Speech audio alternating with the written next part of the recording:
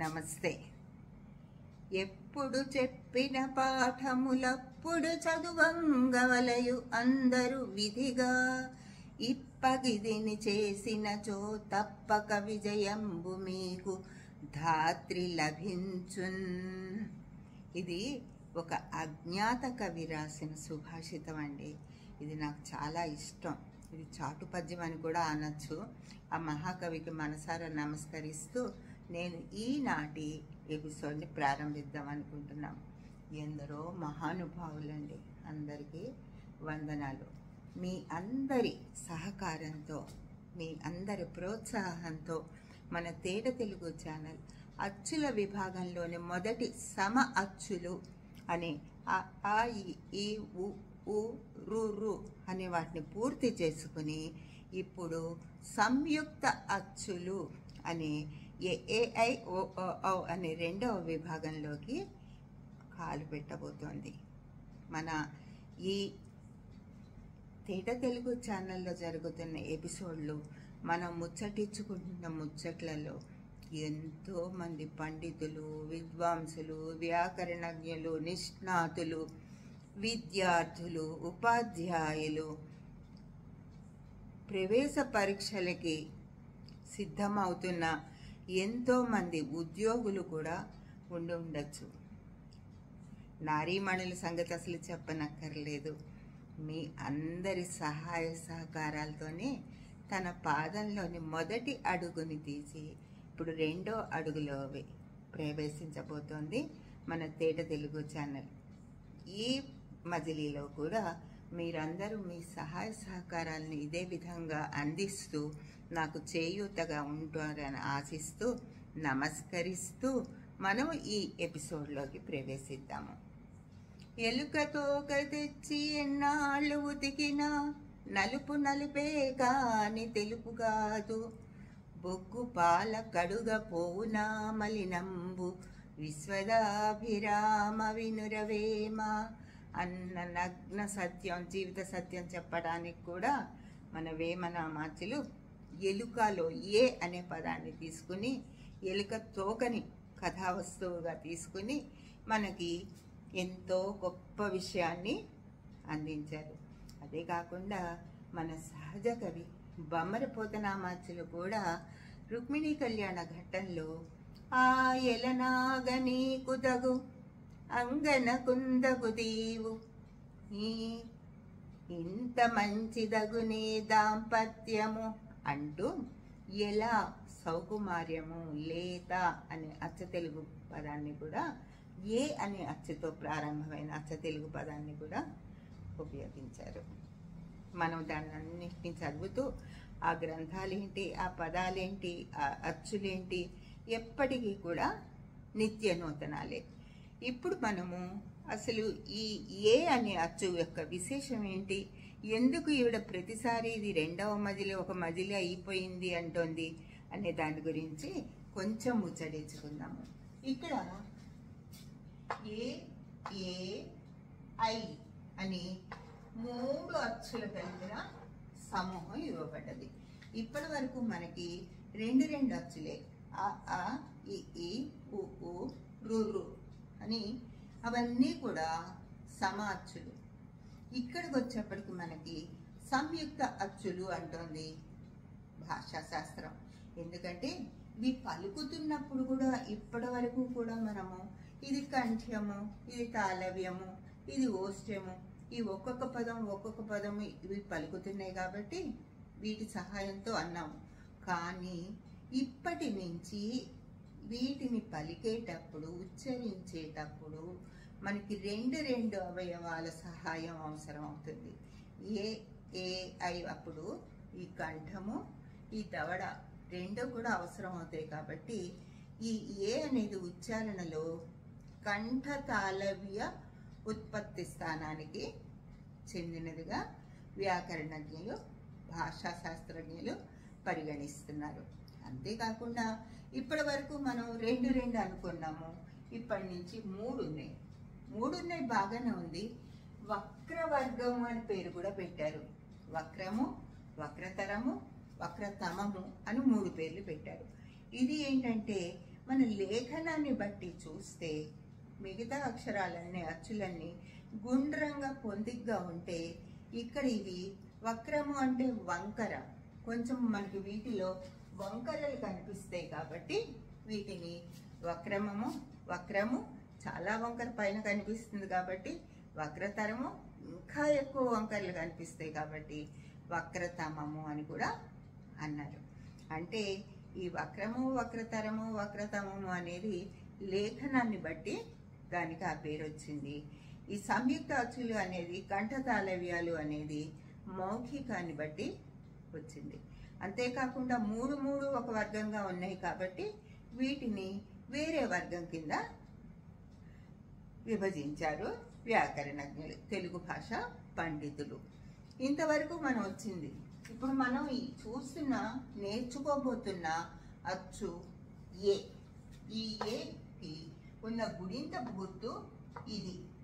ఈ ఏ యొక్క పేరు యత్వము అంటారు. అది గుడింతపు గుర్తుగా మారినప్పుడు యత్వము అని అంటారు. ఈ ఏ అనేది కంఠము తాలువు రెండు కలవటంలో వచ్చింది కాబట్టి దీని ఉత్పత్తి స్థానాన్ని కంఠ తాళవ్యముగా పరిగణిస్తారు.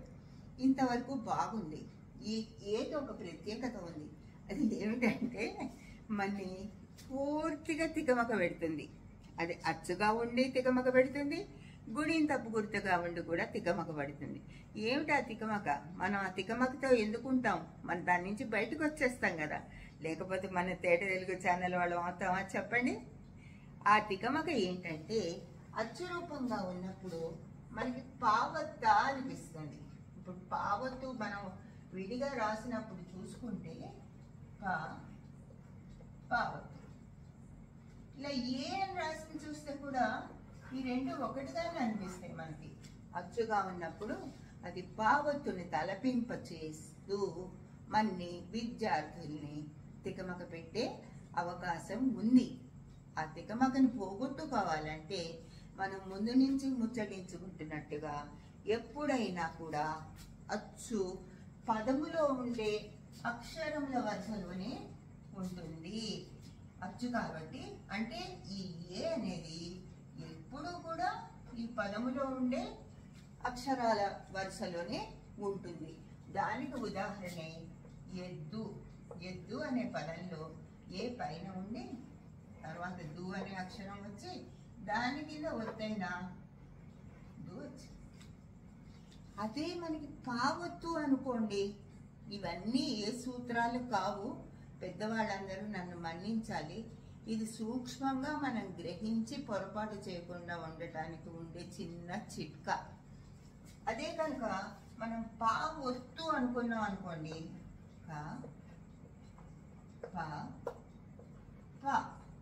ఇక్కడ ఏమో వరుసలో అక్షరాలతో సరిసమానంగా ఉంది.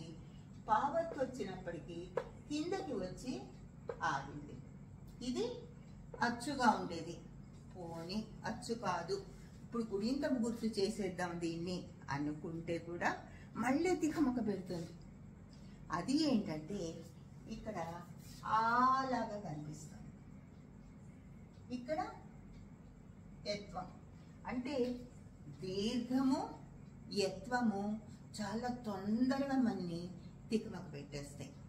అది తికమక ఎలా పోగొట్టుకోవాలి అంటే ఇప్పుడు ఇక్కడ ఒక అక్షరం ఉందండి. అక్షరం హల్లు ముందు నుంచి అనుకుంటున్నాం కదండి, కానే ఉదాహరణగా తీసుకుందాం. ఈ తలపైన ఉన్న పింఛన్ లాంటివి తీసేసి అచ్చు గుడింతపు గుర్తుగా మారి రావటానికి సరైన స్థానాన్ని ఇస్తుంది అనుకుంటున్నాం కదా. ఇప్పుడు ఇది కనుక దీర్ఘం అనుకోండి, ఇక్కడి నుంచి మామూలుగా మొదలు పెట్టేసి కుడి వైపుకి వెళ్తుంది. అక్షరం కుడి వైపుకి వెళ్తుంది. గీతలాగా మొదలుపెట్టి కుడివైపుకు వెళ్ళి ఇలా ఇక సున్నాలాగా చుట్టుకుని పూర్తి చేసుకుంటుంది. అదే కనుక ఇదే హల్లు తీసుకుని యత్వం రాయమన్నాం అనుకోండి, ఇక్కడ ఇలా ఒక చిన్న గీతలాగా మొదలుపెట్టి ఎడమ వైపుకి వెళ్తుంది. దీర్ఘం ఉన్నది కుడివైపుకి వెళ్ళి ఆ గీత చివర ఒక సున్నాలాగా వంపు తిరిగి ఉంటుంది. యత్వం లాగా ఉన్నది కుడి నుంచి ఎడమ వైపుకు వెళ్తూ ఇక్కడ ఒక ప్రారంభం చేసుకుని ఇక్కడ ఏమి సున్నా చుట్టకుండా అంతటితో వదిలేస్తుంది. ఇవి కనుక మనం గమనిస్తే రాసేటప్పుడు లేఖనంలో వచ్చే పొరపాట్లని మనం నివారించుకోవచ్చు. సరే, ఇది బాగుంది. ఇప్పుడు మనము ఏతో ఏమేమి చేస్తున్నాం. ఏ అంటే ఇలా ఉంటుంది అని చెప్పుకున్నాము, అది వక్రమార్గ వర్గంలోకి వస్తుంది అని చెప్పుకున్నాము, అది కంఠతాళవ్యాల దానిలోకి వస్తుందని చెప్పుకున్నాం. ఒట్టిగా చెప్పుకోవడం కాకుండా అచ్చు గురించి మనం కొన్ని పద విస్తరణ చేస్తున్న విషయాలను కూడా గమనిస్తే ఇంకా బాగుంటుంది కదండి. అందుకని ఇక్కడ రెండు వర్గాలుగా పట్టికలు ఇవ్వబడ్డాయి. ఈ పట్టికలో మనం ఇప్పటి వరకు ఏమి నేర్చుకున్నాము, ఇవన్నీ అచ్చులు. ప్రథమాక్షరము అచ్చుంది. అయితే ఈ ప్రథమాక్షరంలో ఉన్న అచ్చు స్థానంలో ఈ అచ్చుని తోసివేసి మన ఏ వచ్చేసి ఇంకొక పదాన్ని చేసింది. ఇక్కడ ఉన్న పదము అర్థవంతమే అయినది. అందులో ఉండే ప్రథమ అచ్చుని తీసివేసి ఏ ఆ స్థానంలో వచ్చి ఇంకొక అర్థవంతమైన పదాన్ని మనకి అందించింది. అదేంటో చూద్దాం. అలుక, కోపం, కినుక. ఆ దాన్ని ఈ ఆనికడ తీసివేసి ఎలుక అని. ఎలుక అనగానే మనకి మూషికం గుర్తుకొస్తుంది. అలుక కాస్త ఎలుకగా మారిపోయింది. ఆటు, సముద్రానికి ఆటు పోటు వస్తూ ఉంటాయి అని చెప్తూ ఉంటారు కదండి. అంటే అలలు ఒక్కొక్కసారి మామూలుగా ఉంటాయి, ఒక్కొక్కసారి ఎగిరి పడుతూ ఉంటాయి. ఆటుకి ఎటు అని ఒక ప్రశ్నార్థకంగా అయిపోయింది. ఎప్పుడైతే ఏ వచ్చి పదంలో మొదటి స్థానంలో ఉంటుందో ఆ పదము చాలా వరకు ప్రశ్నార్థక పదంగానే తయారవుతుంది. అంటే ప్రశ్న వేస్తూ ఉంటుంది. ఎటు, ఇనుము అనేది లోహము. ఆ లోహంలో ఈని తీసేసి ఎనుము అంటే గేదెల్లో ఒక జాతి. ఈదుట అంత మనం నీళ్ళల్లో ఈస్తాం, చేప ఈస్తుంది. దానికి ఎదుట, మన ఎదురుగుండా ఉన్నట్టుగా అర్థం వచ్చే పదాన్ని చేసింది. ఉంచెను, అక్కడ పెట్టాడు, దాచిపెట్టుకున్నాడు. దానికి ఎంచెను, దోషాలు, వచ్చేసాడు ఇచ్చేసాడు అని తిప్పి పొడుస్తారంటారు చూడండి, దాన్ని ఎంచటము అంటారు. అది బాగుంది, ఇది బాగాలేదు అని చెప్తారు కదా, అది.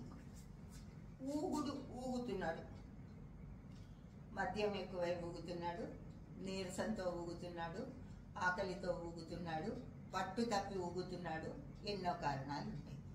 దానికి ఎగుడు, ఎక్కేది, ఎగుడు దిగుడు. ఇంతేకాకుండా ఇంకా ఏం చేస్తాను తెలుసా అండి, ఈ ఎలా అని ఇలా చేసింది కదా, ఆ అచ్చులన్నింటినీ తోసేసి వాటి స్థానంలో వచ్చింది కదా.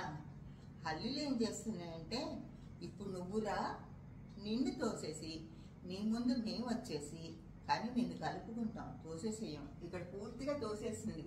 ఇక్కడ మళ్ళీ కనిపించట్లేదు అసలు.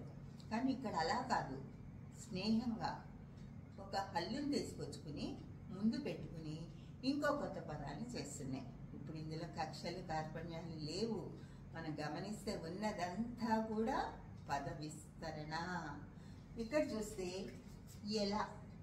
ఎలా అంటే మనం ఇందాకే అనుకున్నాం, లేత సుకుమారమైన, ఎలనాగా సుకుమారమైన స్త్రీ.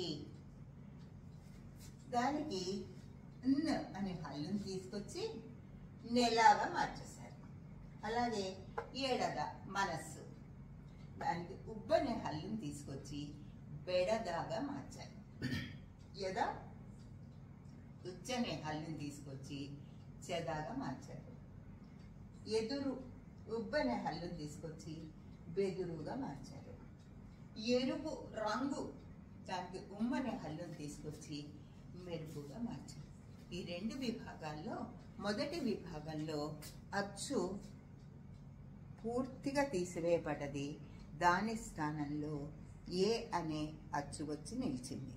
రెండవ విభాగంలో ఏ అలాగే ఉంది, దాని ముందర ఒక హల్లు వచ్చి కలిసి ఒక అక్షరంగా మారి, హల్లు అచ్చు కలిసి అక్షరంగా మారి కొత్త పదాలని తయారు చేసేవి. అంతేకాకుండా మనం ఎప్పుడూ అనుకుంటాం కదండి, ఈ అచ్చు వచ్చేసి అప్పటికే సమర్థవంతంగా ఉన్న పదం ముందు తాను చేరి ఆ పదం యొక్క అర్థాన్ని పూర్తిగా మార్చి వేసేస్తుంది అని. అదేవిధంగా ఇక్కడ వరి ధాన్యము మనం తినే ఆహారంది, దాని ముందు ఏ వచ్చేసి ఎవరి అనే ప్రశ్నార్థకంగా మారింది.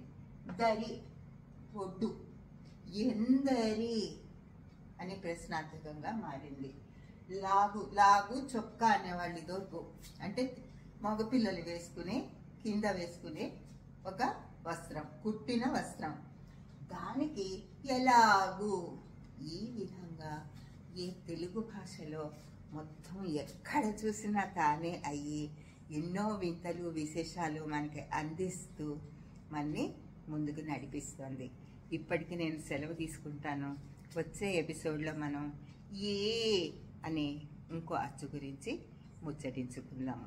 మీకు కనుక ఏతో ఇంకేమైనా పదాలు తెలిస్తే, ఇంకేమైనా విధానాలు తెలిస్తే, అంటే మనం ఏ గురించి గుడింతపు గుర్తు గురించి చెప్పుకోవటమే కాకుండా కొత్త కొత్త పద విస్తరణ చేయగలిగితే, వ్యాకరణంలో ఏ యొక్క ప్రాముఖ్యతను మనం అందించగలిగితే మీ కామెంట్స్ రూపంలో మీరు అందిస్తారని ఆశిస్తూ మీ అందరికీ నమస్కరిస్తూ సెలవు తీసుకుంటాను. జై తెలుగు తల్లి.